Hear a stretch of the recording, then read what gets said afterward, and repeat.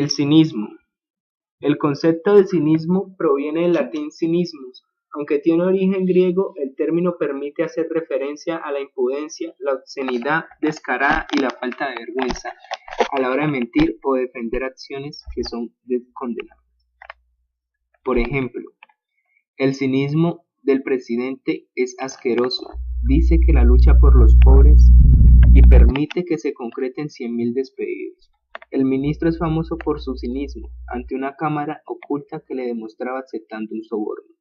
Asegura que lo hacía por el bien de la patria, pura mentira. Partiendo de esa concepción, tenemos que subrayar que en muchas ocasiones el término cinismo es utilizado como sinónimo de hipocresía. De ahí que nos encontremos casi a diario a políticos que utilizan aquel para referirse a la actitud de sus rivales ante cualquier situación concreta que esté de actualidad en ese momento. La noción de cinismo también se utilizó para nombrar a la doctrina de la escuela cínica, formada por discípulos de Sócrates, a mediados del siglo IV a.C. La denominación surgió como un calificativo despectivo a su modo de vivir, ya que los cínicos despreciaban las riquezas y los bienes materiales. Antístenes y Diógenes de Sinope fueron algunos de los principales filósofos de esta escuela que consideraba que la civilización era un mal para el hombre, quien debería vivir de manera amistosa con la naturaleza. No obstante, no son los únicos hombres de la escuela cínica que han pasado a la historia como representantes de la misma. Entre ellos habría que destacar también a Diógenes Laercio. Este fue un filósofo griego que destacaba por su amplia bibliografía en la que, como no podía ser de otra manera, sobresalen los trabajos que realizó sobre la corriente citada. En ese caso, desarrolló la obra titulada Escuela Cínica. En ella realizó un repaso por las figuras de los que, para él, son los máximos representantes de la misma. De ahí, en este libro, recoja las biografías, las anécdotas o partes de la obra de pensadores de la talla de Metrócles, Menipo, Crates o Hiparquia, así como de los otros dos filósofos citados en las líneas anteriores.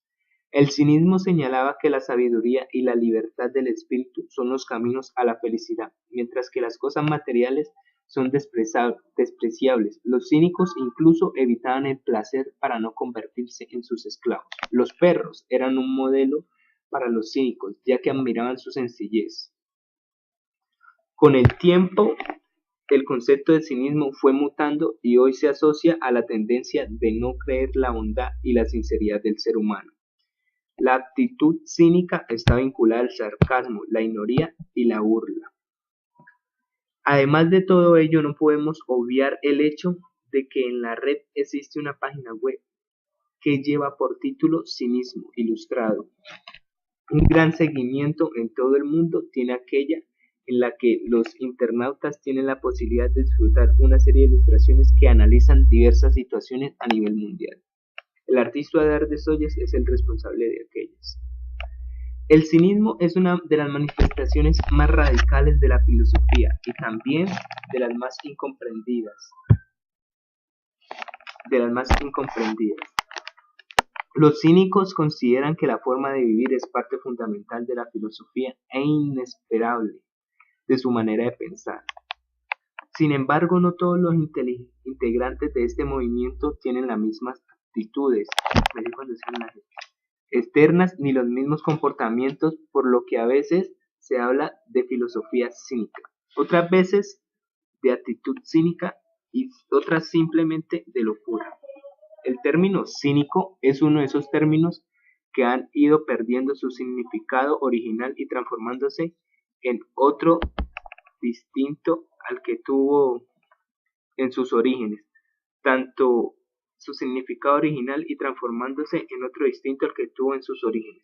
Tanto es así que hay algunas propuestas para usar los términos quínico o quínico, con el fin de diferenciar claramente el concepto de cínico en su sentido original del que se usa hoy en día.